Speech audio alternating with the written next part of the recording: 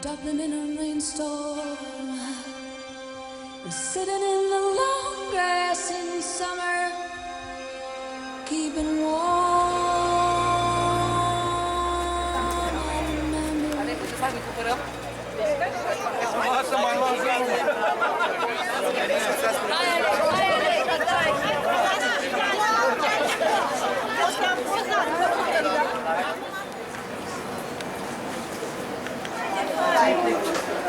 Păi, după ce plecă, du-te singur. Nu fac partea aia. Hai,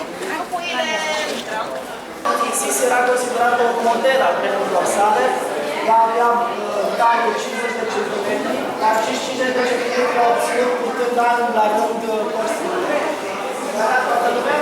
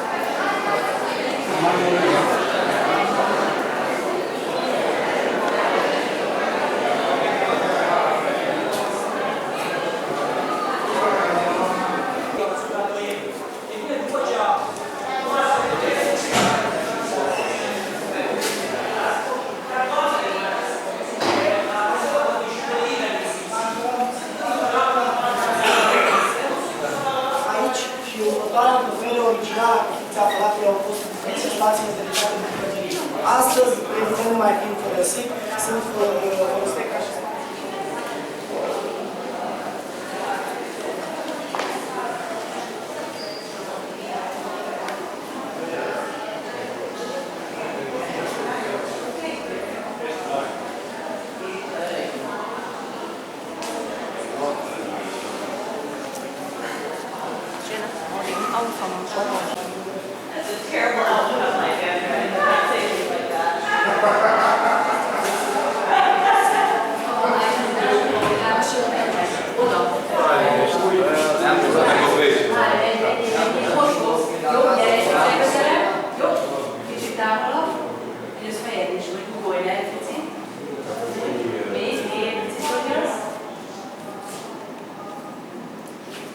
Avem vașe din China.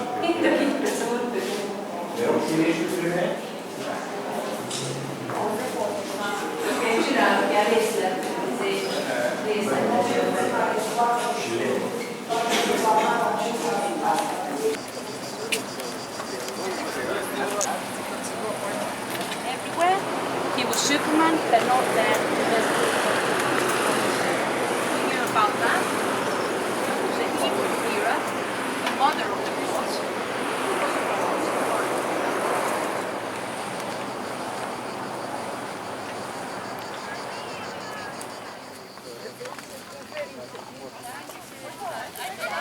Thank you.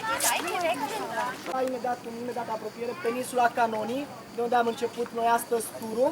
Nu știu dacă vi s-a spus, sau la mine în autocar știu sigur că am uitat să spun de unde vine numele de Canonii. Canonii tradus din limba greacă în limba română înseamnă tun și vine de la unul dintre tun. Ați văzut că era la cafenea unde am oprit, era un tun acolo.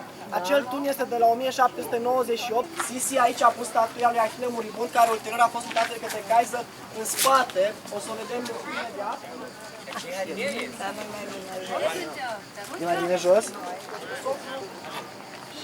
A fost adusă. Hai să te duci, hai să te duci.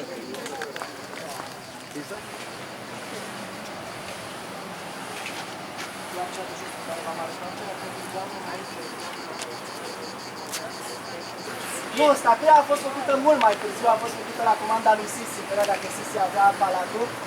Și pentru că Sisi, de altfel, ea era un model al vremurilor sale, ea, pentru că avea grijă de ea, era obsedată de femeile frumoase din toată istoria, de-aia avem statuia lui Afrodita, așa că am avut statuia lui femeile frumoase.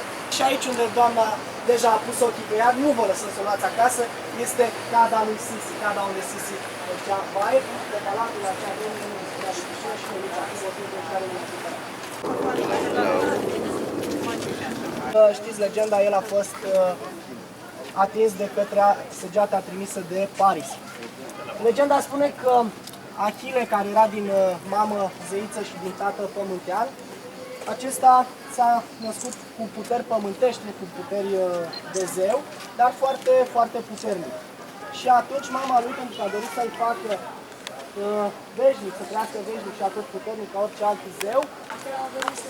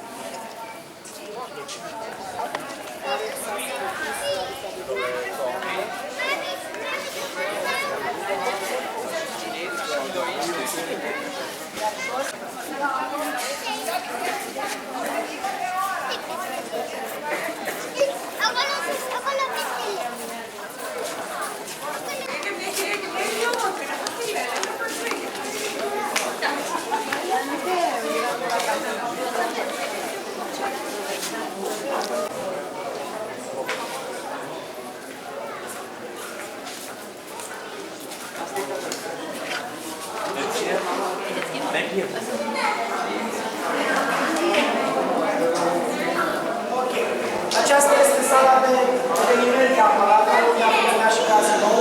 Palatul este deschis celor care au lăsat să văzut eveniment mai interesant. Nu puteți să intra fără nicio problemă, să facă nicio problemă. Deci este chestia, numele de evenimente din perioada antică de la Generația Canadă.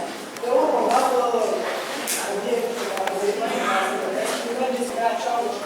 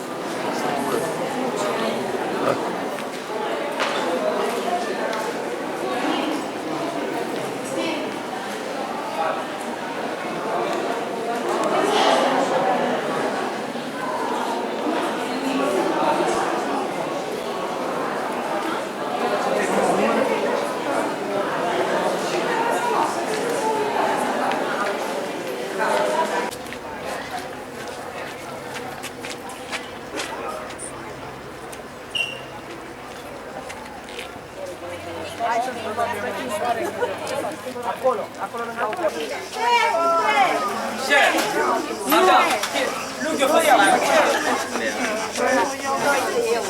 Nu, 2 euro. Nu mai de 2 euro. Ana, cât îți mă 6 euro?